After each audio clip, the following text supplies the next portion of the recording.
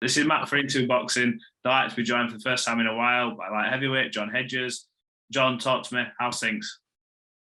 Yeah, keep well, Matt. Enjoying me training. About 6 weeks ago, I boxed, come off a stoppage win. So yeah, just back in the gym, training hard. Training most mornings now with Ebony. She's getting ready for another fight as well, which will be announced soon, I believe. But yeah, just training hard. Yeah, I was down at your gym the other week, and the day I went, you all got given a day off, barring her. Yeah, I'd have got you all in one fell swoop, but no, you're all in your days off. But it is what it is. Always the way, innit? Absolutely. Listen, let's talk about the last performance. You finally got that monkey off your back. You got that knockout victory. Was that weighing on your shoulders a bit that you wanted to get someone out of there and really put it on someone? Well, we were saying this before because I did get a stoppage in the fight before that, didn't I? But it wasn't a show reel stoppage. Yeah, so it wasn't like a big stoppage. Yeah. Yeah, and then I was always like, my first thing was to stop someone. And then after I stopped him, it was more like, I want a proper stop. Now I want to do it properly. So to have a proper knockout and like obviously a bit of a show reel knockout, it was like, man, put me right over the map. As soon as I posted on Instagram, like 200,000 views, it went mental. So it's what I needed. It gave me that boost. How do you feel now in comparison to when you first started? So you got baptism of fire with your debut, and now you can sort of see your progression through every fight. Do you feel sort of at home now in the pro ranks and everything's going as well as it can be? Oh yeah, 110%. Feel like I filled into the weight, filled into the life of boxing, filled into everything. Like feel like I made like a lot of friends on the circuit, and I don't feel out of place. Like not that I did at the start, but I really feel like walking around the venue, meeting these people now. It's like familiar faces, and I think when you're comfortable somewhere, best out of yourself. So yeah, definitely, it's helped me fight better, and I feel better doing what I'm doing now. Now, a few weeks ago, when Tommy Fury got pulled from the Jake Paul fight, did your phone start texting Eddie going, "Look, you want someone 10-0 and under? Get me that fight." Was there any temptation? Did you do it? Matt, I honestly wish now I had like the 1 million followers and everything like that, because it might give me half a chance to fight him. And let's be fair, Jake Paul's smashing it. He's got a great following, great base behind him. But mate, when that happened, it's like, what is Fury doing now? Like, he's got to make his mind up. If he wants to fight, he's definitely taking. But obviously, we don't know what's going on behind the scenes. There might be a lot more happening than what we don't know. But yeah, I'll jump at that fight. Yeah, I bet you would. I know he made them comments about 10-0 or under, and I think a few of your boys sort of eyes lit up, thought he's not fought at Southern area level yet. I'll jump in. I'll have a bit of that. I bet. And I saw today, I think Rahman Jr, who is fighting, actually said that Jake Paul has actually paid for some of his Instagram followers to get his profile up. Really? Yeah. I saw that earlier on today, and I was a bit like, come again?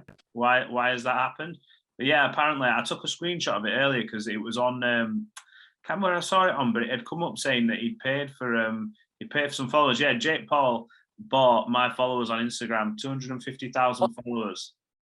Because before the Paul fight was announced, it was just, he didn't even have 10K. Yeah. So he's gone up massively, hasn't he? Yeah. So apparently he's saying he's fake, and he says he's that fake. He even bought my followers to boost him up. Ask him for to buy some of mine. Crazy.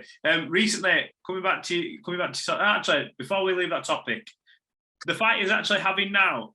When you look at Rahman's record, it's quite good in terms of what he is. I've never been saying fight a pro boxer. How much respect now in terms of the boxing side of things do you give Jake Paul for taking this fight? He's a big dude.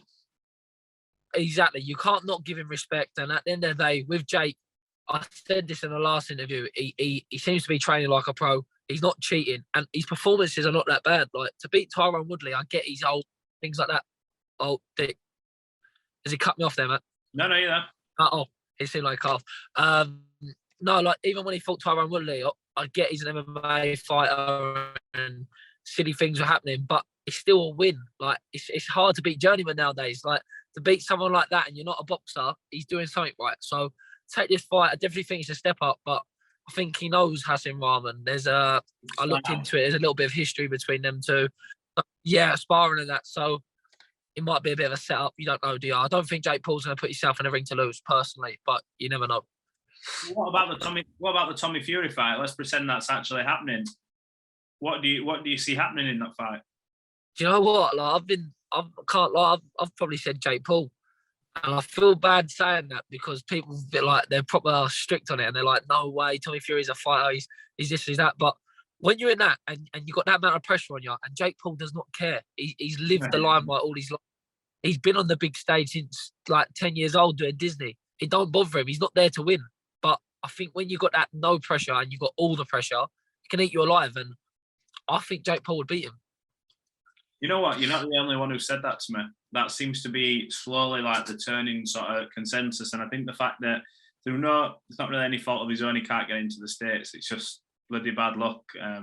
Nobody knows what's going on behind all that. But I think that's not helped people's opinions when they give it predictions for the fight. Exactly. Everyone's slowly on the turn now, aren't they? A little bit. Another huge fight that looks like it's going to be made, not quite been over the line yet, but I think it's near as damn it. Conor Benn, Chris Eubank, at a catch weight, but brilliant fight, especially when the dads fought all these years ago, had a proper rivalry. What do you make of that fight? I know they're saying, I think, is it 156? Is that what they've said? Or something like that? Yeah. Light middle. Yeah, and there's going to be a rehydration clause and all that. What do you make of that fight? And is the pressure on Chris Eubank in that fight because he's naturally the bigger man? Oh, mate, with that fight, I want it to happen. I want to get on the undercard. That's my main thing, because I think it's a fight for the history books. It's massive. Obviously, from what their two dads have done is ridiculous. They're legends of their era, and I think these two boxers, Eubank and Benn, they're going to probably make more money out of this fight than they will in their career, like out of world title fights. So I think they should get it on. It's a big jump for Eubank to come down, in my opinion. Like, he was a super middleweight, do you know what I mean? And to be able to make super middleweight, he wasn't putting the weight on, he was cutting to super middle. So then to go down to middle, to then go down to light middle, it's crazy. It could be a bit dangerous. But personally, I think if it does happen at 156, Conor Benn beats him just because of the weight cut. Wow. It's you think, yeah, it's strange, because I've spoken to other people saying that the pressure will be on Eubank being the bigger man in the fight. Do you think that's the thing? Do you think if it was, I don't know, if it was a good fight but Eubank got the victory, it wouldn't have as much of an effect on Conor because he's still got fish to fry at 147 and that's his natural weight? Yeah, Matt, I think exactly that. Like, I think Chris Eubank is in a bit of he's going to earn good money, but in a bit of a no-win situation, because he's expected, being the bigger man, to do a proper number on Conor Benn, in my opinion. He's been the IBO world champion. He's been at that level. Conor hasn't really fulfilled any potential yet. Obviously, don't get me wrong, he's performed at a high level and he's a great fighter, Conor Benn. But he's not got no titles, as in the fact that he hasn't got a form of a world title or in a massive fights yet. So I think Eubank carries all the pressure, but I think Conor Benn will honestly do him. If he's at 156, I cannot see Eubank being strong at the weight. I can't wait just to see that after what the dad's is going to be incredible. The build-up's going to be mad. It's going to be crazy. It will be. Look, let's come back to you for a second. You've extended your deal with Matchroom. How pleased are you with how they've treated you so far and how they've sort of, put you in these fights and give you that exposure? How pleased are you with the job that Eddie and obviously the guys at Matchroom have done for you? Oh, massively. Like that, I said it when I first signed with Eddie back when I was like 18 years old. I said, if I can stay loyal to the end, I'd love to, because to give an 18-year-old a chance, really, I was just 18 as well. I was literally 18 for a week. I was 17 years old. So to give an 18-year-old a chance when he's only had an amateur career, and I didn't ever box as a senior. He only seen my amateur fights as a junior. That's a massive thing in boxing, and he gave me the shot. And I think that sort of thing you can never forget about. I'm not one of them people to go, oh, I'm here now, so that's all for... Listen, I wouldn't be here without him, because he gave me the opportunity what I needed to get on the big stage, and he did. When it comes to renewing a contract, in my interest was always to sign again with Eddie, but obviously you've got to look at figures and things like that, and if it makes sense, whether there's a better option. But he gave me the offer I wanted, didn't have to hustle, there was nothing like that. It was just a proper offer. We accepted it, and we move forward now, and hopefully some great nights.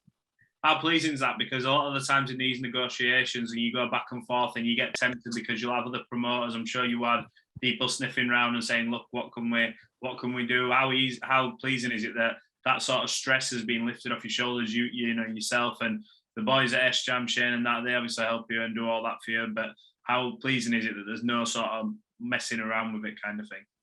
Yeah, exactly that. There's other promoters out there and other big stages offering great money for fighters and putting on some massive shows. But I think loyalty is a massive thing. And when you want to get to the top, you need these big boys like Eddie on your side, and they make the magic happen at the end of the day, Matt. So if you're friends with them, not just in a business way, but outside of it as well, you can make these things happen. You can discuss big fights, and you want to feel comfortable. I always say that because if you're not comfortable, you never box your best, you never prepare the best. Everything's all on a knife edge. But if you know who you've got, you're comfortable where you're at, you get 110%.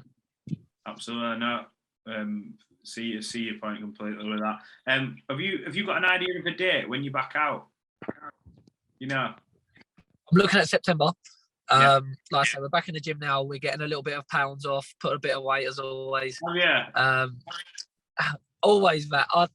If anyone says about me, the one thing they'll say is I blow up like a football, but it comes off within 2 weeks. So I'm not too bad. I'm not as over as what I usually am, but still got a bit of weight to get off. But I say that it comes off in 2 weeks. I'm in camp in 4 weeks. So how pissed off Mark is he when he sees you come back into the gym? Is he just like, fucking hell, like, take that shit off? Matt, I said to you, from the time I weigh in and to the time I box, there's a stone on me already, if not more. And then that ain't coming off, mate. I'll be honest with you. That's just started me off. So when I walk back in the gym, I've always got a bit of fat on me. But if anything, it makes me train harder. So I wouldn't change it for the world. Because every fight will tell you when they're on weight, you don't do the long runs because there's no need. Like you haven't got to burn them calories. You do your sprints, but you don't do the long runs. So being a little bit over, it just makes me train a little bit harder, and it gets me back in the gym even earlier. Like Mark will tell you, I'm not saying I'm the only fighter, but I have a week off maximum, and that's like pushing myself, and that's only because he's telling me to have it off. He's even told me before after a fight, go book a holiday, like go off. So I did after my last, not this one, just gone the one before that when I had a holiday. But I was training abroad. It's a lifestyle. Yeah, 100%. How difficult is it, that temptation? Because I know you like your food.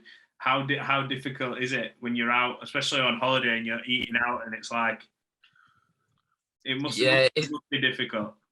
Mate, it's a massive problem, and obviously being young, everyone goes to you. Oh, being 20, I bet you can't go out like partying, doing this, doing that. It's never interested me. Just put 3-course meal on the table. I'm happy. Do you know what I mean? Yeah. And that is the main thing. That is probably my biggest distraction, like my food. But I wouldn't change that because I could have a lot worse habits. Do you know what I mean? Yeah, 100%, 100%. Well, look, John, I appreciate you giving us some of your time. Hopefully, I mean, you talk about September. If you get in October on that card, potentially when it's supposed to be. Exactly. I'd hold on a couple of weeks if I had to. Yeah, I'm going to say, I mean, you never know. Fingers crossed we can be interviewing you. If you were attached to that undercard, it'll be amazing for you. Unbelievable. Well, thank you for giving us a bit of your time and taking time out of your day. And we'll catch up when you get a fight announced.